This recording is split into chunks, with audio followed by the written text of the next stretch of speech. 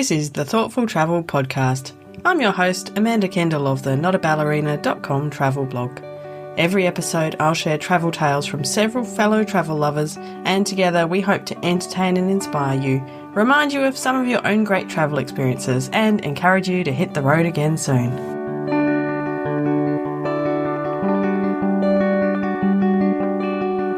Hello and welcome to episode 342 of the Thoughtful Travel Podcast. Today I have a deep dive interview with Nicholas Wood of Political Tours. Firstly, I'd just like to pay my respects to the Whadjuk people of the Noongar Nation, where I'm recording this podcast today. When I first heard about Nicholas's company, Political Tours, I immediately wanted to know more. And I think part of the reason is that one of my very own early travel experiences kind of set me up to love this concept. So I was 14 and I spent a month in Germany on a school trip for those of us learning German. It was like just amazing. It was a very fortunate, privileged experience to have, but it was made infinitely more incredible by the timing. We were there in late September, early October 1990. And if you know your German history, I guess you'll know what we walked into. Here's a snippet from the radio of the time to set the scene. In New York, the foreign ministers of the Soviet Union, the United States, France, and Britain signed a so-called suspension declaration, which enables the United Germany to decide freely on its own matters as from Tuesday midnight. The declaration is an important prerequisite for the future withdrawal of foreign troops from German soil. Yeah, it was a very historic time. We began our stay with a week in the small town of Waldbröl, which is a tiny town. It's about 50 kilometres east of Bonn. And of course, what was Bonn in late September 1990? It was still then the capital city of West Germany. So we spent that week walking through the streets with our new teenage friends, chanting, Bonn bleibt Hauptstadt, Bonn bleibt Hauptstadt. So Bonn remains the capital city because, of course, they were about to not be the capital city anymore, and they felt quite strongly about that fact. A week later, by pure chance, because this itinerary had been planned long before the wall fell, we spent a week in Berlin. So essentially we arrived to West Berlin, and then when we left a week later, we left a united Berlin. And I was staying with a family where, incredibly, against the odds, the West German father had met his East German wife and managed to bring her to live in West Berlin. So you can imagine that at midnight, as West and East Germany became two Germanys, midnight on the 3rd of October, 1990, this family was just jubilant, and they took me to Brandenburg Gate to celebrate. We watched the fireworks at midnight. It was one of the most memorable nights of my life, to this day.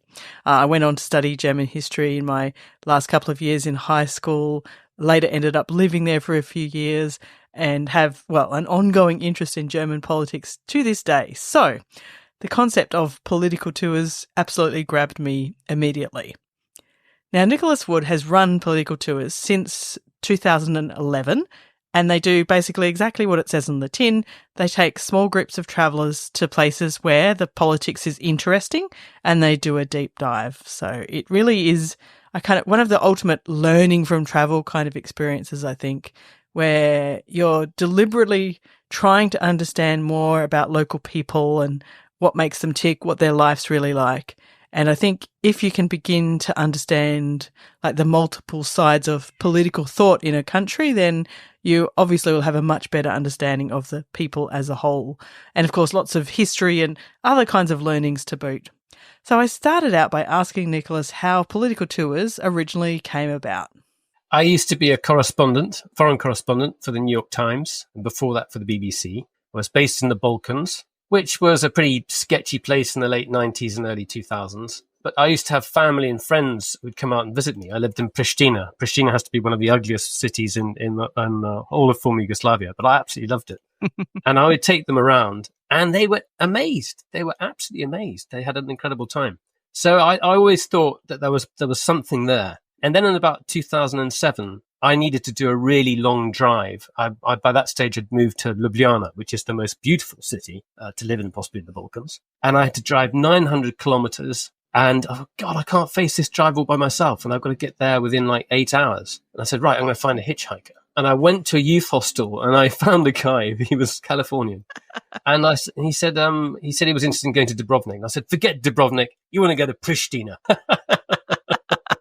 The ugliest place in the Balkans. Did you tell him the ugliest place? Yeah, I did.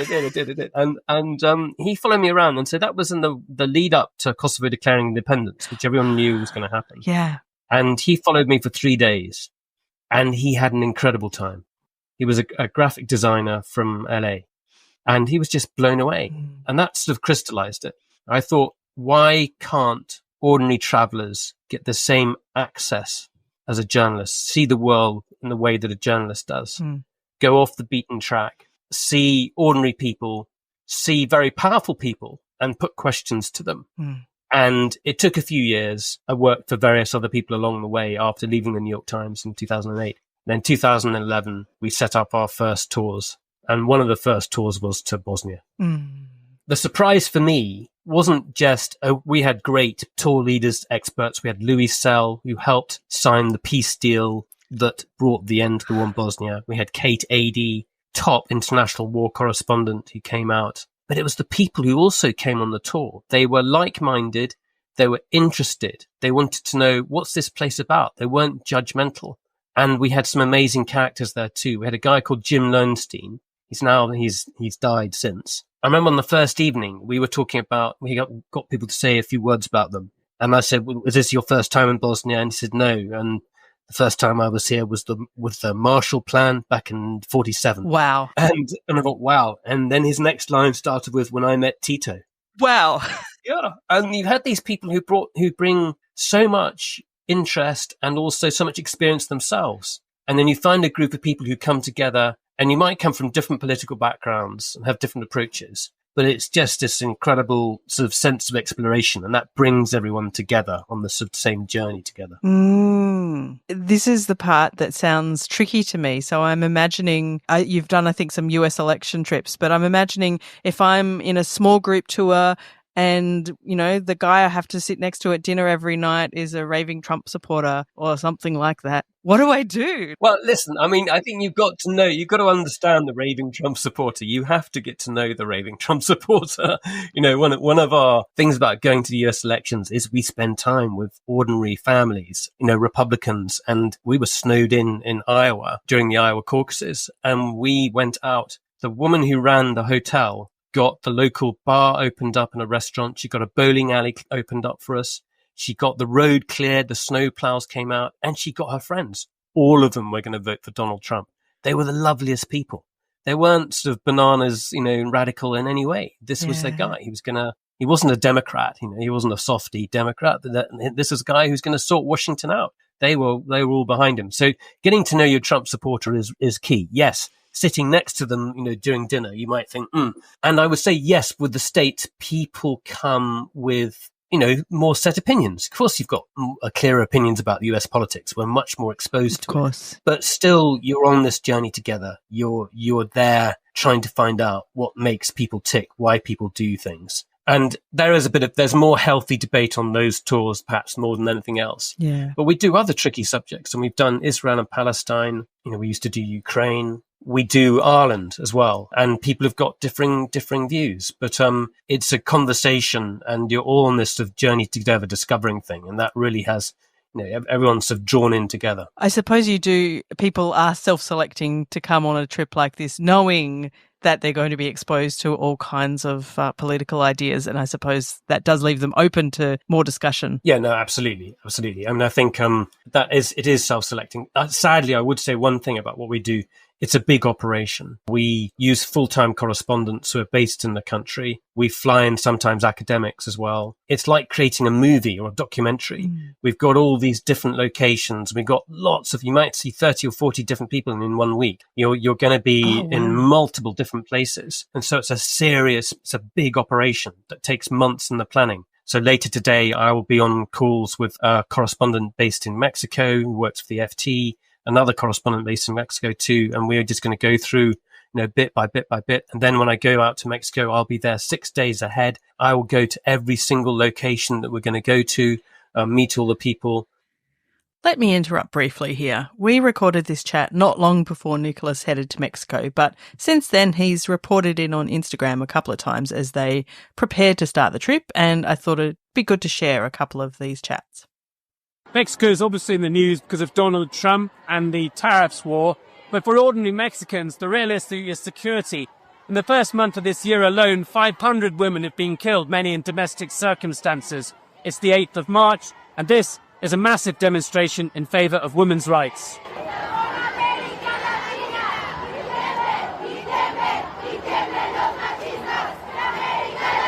We're in the centre of Mexico City, and the President Claudia Sheinbaum has just had a massive rally, really to make a point about Donald Trump's tariffs. Just a few days ago, Mexico had tariffs imposed, and she's managed to get a reprieve, and she's had a big rally to bring people together. It sounds to me it's like it's a group tour for people who usually wouldn't go on group tours. You're dead right. Absolutely. I wouldn't go on a group tour either. Yeah. I've never been on a group tour. And that says something, doesn't it? And that's what many, many people say. Yeah, it's something where you're giving incredible access and an incredible background of knowledge and stuff that, you couldn't get any other way. I couldn't rock up no matter how interested I am in Mexican politics and have any kinds of experience like you're going to have in this Mexican tour, I imagine. So yeah, no, that's it. And in a way, our job, I can't be the expert on these places. We have to rely on those people. And our job, we sort of work like sort of a news magazine. You know, I'm the editor. We decide what the stories are, what's going to appeal to people. And then we set up those locations, and hopefully those things can run again and again. And often they're places that, okay, sometimes they're in the news, but also I want to choose places that challenge people's understanding of a place. So many Brits don't want to go to Ireland. They're not interested in Northern Ireland. Ireland is all about, Guinness, Galway, Dublin, maybe the Giant's Causeway in the north. But the Troubles, those were a while ago, and that didn't happen. I think it's absolutely a story on our doorstep if you live in the UK that's really crucial to understand. This is a long-running conflict that we managed to solve peacefully. If you think of Gaza and you think of Ukraine, I remember we met a guy in Derry. He said, look, if this had been Israel, the bogside in Derry would have been flattened. They would have just sort of bulldozed it and got rid of it overnight. Yeah. So how did that happen? And I love taking people to a place and turning over the stones and getting them to see it in a way that they wouldn't think of. I wish more Brits came to Northern Ireland to do that. And on that tour, we meet, there's a fantastic woman called Brenda Goff, and she lives in West Belfast, and she's a community organizer. And she talks about how families pulled together at a time when the British Army was smashing doors down. At the same time, you're meeting, loyalists who are worried about what's going to happen now. People who are really attached to the UK and don't want to give up on that idea. And we have former members of Special Branch, which is basically like the sort of secret police, British military intelligence, loyalist and Republican former paramilitaries. Wow. You get to see this massive range. And I don't know if you've seen, Netflix has got this series running at the moment called Say Nothing, which is based on an incredible book by Patrick Radden Keefe. And in a way, our tour goes through all of the stuff that's in that book. Interesting. So it's for me, it's gripping, and quite personal as well. It's something that, I grew up seeing, and we all knew about the IRA and the bombs, and you get to see Ireland in a very different way. And I love doing that for people. Oh, absolutely. I mean, I have, very strong memories of seeing so much about that on the news as I was growing up. And the idea of actually being able to go back and understand what happened then really and the results today, that's absolutely fascinating. Yeah, and it's still ongoing. And the question of the United Ireland is up there. Post-Brexit, there's a majority of the shift Catholic Protestant. It doesn't just depend upon that. And it's a lot more complicated. But I think there will possibly be a new Ireland or United Ireland in my lifetime. Wow. So I find that all fascinating. Yeah. The other place that I think I want to take people to is Moldova. And you think, Moldova? Tell me 3 things you know about Moldova, Amanda. I don't know 3. You don't know 3? Exactly. I'll be honest. So Moldova is this tiny state. I think it's got a couple of million people. But since the early 1990s, it's had a tiny strip of land on the east side of it, on the border with Ukraine, across the Dniester River, called Transnistria. Is Transnistria the place with the funny coloured money? It has got, I don't know about the funny coloured money. It's certainly got Lenin on its money. It's got busts of Lenin and Stalin, Soviet flags all over the place. It is a Soviet time war. Yeah. It is shocking and shocking. It's got a tiny population of 300,000. It depends on free Russian gas. It's got Russian troops in it. Wow. And it's perfectly safe to visit. So this is Putin's ideal in a microcosm. And at the same time, the Moldovans, who are majority Romanian, are trying to get this place back. At the same time, the Russians are running influence operations throughout Moldova to encourage populism, to basically get rid of the pro-Western government there in the capital, Chisinau. So you can see what Putin wants, and you can see that sort of influence operation taking place all in one place. And sadly to say, much of this is all beginning to roll out in Romania as well. You saw the presidential election there cancelled quite recently. So I can say to people, listen, yeah, we can't go to Russia. We used to go to Russia regularly. I'm certainly not going to go to Ukraine. Mm-hmm. But you can go to Moldova and you can see this conflict taking place in the microcosm. And I think that's that's fascinating. If you're interested in news, go there and do it. Yeah. Oh, it's amazing. Now, what I cannot wrap my head around is your tour calendar is utterly diverse. So you've already mentioned a few, but I made notes this year. Just a handful is Mexico, Uganda, Taiwan, Italy, South Africa. Like, these are very diverse places with very diverse political situations. I can't wrap my head around A, deciding where to go, and B, how do you actually make all these contacts and connections? Because you're not just, flying in and staying at a hotel and doing a couple of sightseeing things. You're going deep. So how on earth do you manage this? It sounds amazing. Well, you can come on all of them. So that's that's the answer to the first question. We've got a guy, he's called Alan. He's been on 22 tours. I feel like giving him an American football shirt. That's so cool. I could see why. If I had more time and money, I would be doing multiple too. Yeah. So people come back again and again and again. As I said earlier, I think we rely on local correspondents for the expertise. But how do you find these people? Yeah. So, I've got a network I used to be a correspondent for a very long time. Mm-hmm. I'm a journalist. I know how to get information. I know how to seek out information. I know how to find other people who can help me find that information. So that's the first part. And then the second part is that there's a recipe for all these tours. Right. There's a mix. You can't just spend your time in the capital. We're not. Yeah, you can do the odd pretty place, but it's not about the pretty places. We don't generally do museums and churches or beaches, I'm afraid to say, folks. We want to get off the beaten track. We want to go somewhere provincial. We want to meet ordinary people. We want to meet ordinary families. How do they get food on the table? What are their hopes for their children's future? What's their healthcare like? What's happened to them in the last, 20, 30 years? All those questions tell a story, and any traveler can do this if you get off the beaten track. If you ask those questions and find a family, that opens everything up. Yeah. What happened here? This is what happened here, and this is what's important to people now. And so you do that in a couple of places, and you tell those stories, and you build up a picture bit by bit by bit, and then you come to the capital. Only then do you start to seeing the serious analysts, the economists, and then you get to see the politicians, and you put the questions to them. And by the end of that week, you are really well versed in the story. You know it in depth, and you are able to put very good questions to the people in power. That's clever. Okay. So you start from the real people and the real life situations. We sometimes say this is a bit sort of hackneyed, but if you don't know the price of bread, what's the point in seeing the president? You haven't, you don't know what matters to people yet. Yep, you're not in touch with real life. Aha! So you make it sound kind of simple, and yet I still can't imagine all the juggling that is done to create this impressively large tour calendar. I want to ask you about one that I saw on the list because I have a soccer fan in my household, and as a result, I've done a bit of soccer travel in the past few years. I notice you've got a football, we'll call it your proper word, football tour coming up in the Wrexham, Liverpool, Manchester region, which is where I actually spent a chunk of time last year. So I'm very curious to know more because I have always wondered about you hear about corruption and all of these teams owned by these crazy oligarchs, and it doesn't seem like in the best interests of sport. This is the biggest game in the world. Absolutely. Everyone follows it. So it really matters to people. So it's not just a sport. It's much, much bigger than that. It's about belonging. It's about identity. The obvious question for me was, who owns football? And increasingly over the last decade, it's been the oligarchs, sovereign wealth funds, and it's become so removed from ordinary fans.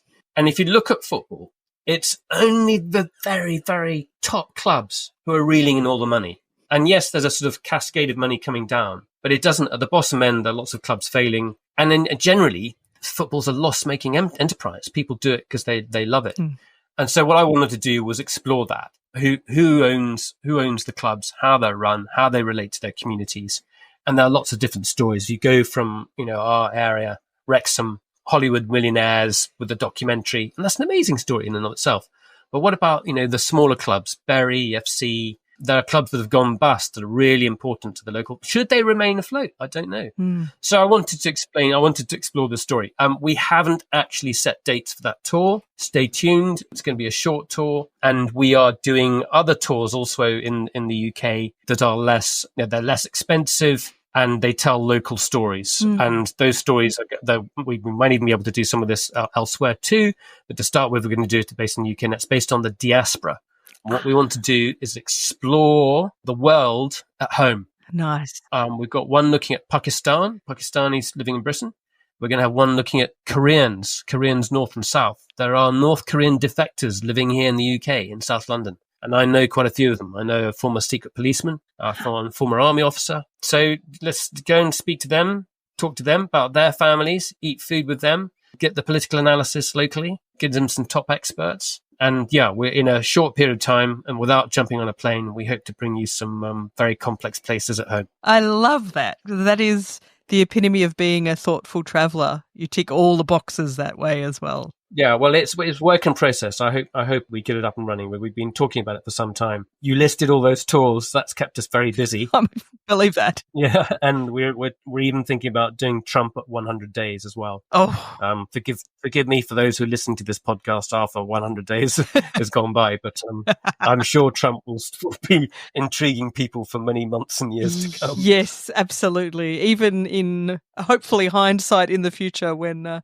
we can only look back on what happened, that it'll always be interesting. So you kind of mentioned some places that you aren't going anymore, or not going at the moment, Russia, Ukraine and stuff. But is there a trip you'd love to do but haven't because it is either too dangerous or it's too difficult to find local people, local experts? Is there somewhere else that's on the kind of wish list? Okay, so here's the bottom line. Anywhere we go, we cannot get the people we see into trouble or ourselves into trouble.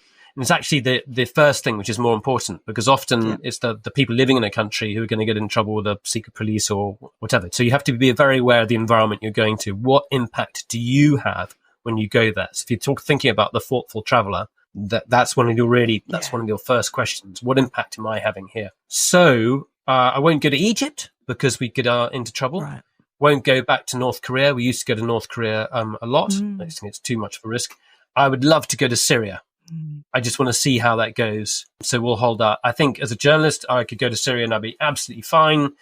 Of course he would be. But in terms of taking people with us, we've got to be responsible. Yeah. I'd love to go back to Ukraine, but I'm not going to walk into, a war zone. I think you've got to be careful. That could be voyeuristic. There has to be a sense of consent that people are happy for you to come and visit them. Yeah. So that's another, thing about, where you go. Are you infringing upon these people by going there? So those questions are always in the back of my head. So yeah, that's it. We're going to Taiwan at the end of this year. Sold out twice that tour. Really? And we're going to have to do another one, I think, straight after or early next year. And I think we're going to run that one again and again and again. And I hate to say it, I think that's a tour that won't run in 2 or 3 years' time. I think events will have changed. I think China will make a move. So I want to see it now. Honestly, Taiwan's the one on the list that I was most attracted to too. And it's a place I've been before, and I've, met lots of Taiwanese people. And I've only just started recently doing any travel in China. But yeah, the current situation, it means, maybe I'll have to hop on one of those before they end. Well, Amanda, you've got to come. You're welcome. I'm very tempted. I'm going to have to go and have a look at the dates. Is there anything else you want to tell my audience of thoughtful travellers? I mean, I think being open-minded and inquisitive and not judgmental and go off the beaten track, so long as it's reasonably safe, and ask questions. I think spending time with local people's crucial.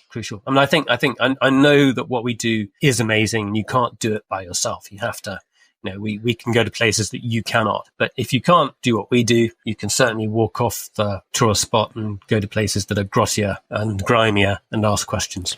I love that. There are ways you can implement a lot of these principles, even traveling on your own. It's not quite the same, but I think all of this really embodies the kind of thoughtful travel principles that we talk about a lot. Now, just to follow up on Moldova, I may not have had 3 facts about Moldova to hand, but I was on the money, pardon the pun, with the Transnistrian money. They have these colourful plastic coins, and they're like round, square, pentagonal and hexagonal. I knew about this because my friend, journalist Kerry van der Jaagt, wrote about it a few years back. I'm going to include a link to that article. So I did know something about Transnistria at least. But I definitely failed on the pop quiz on Moldovan facts. But I'll know better next time. Anyway, it was such a pleasure to chat with Nicholas and hear more about political tours. I would honestly go on all the trips tomorrow if I had the time and budget. But please take a look at his website. You can find all about them at politicaltours.com. And they do run really regular webinars with some really interesting topics. Just have a look at politicaltours.com/webinars. They're for free, and also you can watch back in YouTube. So some really interesting stuff there. I will also leave links in the show notes to the Facebook and LinkedIn groups we have for thoughtful travellers. So don't forget to find us there and have a chat. And sign up for the Thoughtful Travellers newsletter at Substack, which is at thoughtfultravel.substack.com. All of these links and more will be at notaballerina.com/342. As always, thank you so much for listening. This has been another episode of the Thoughtful Travel Podcast. Show notes and other information are at notaballerina.com/podcast. Join me again soon for another chat about why we travel. Bye for now.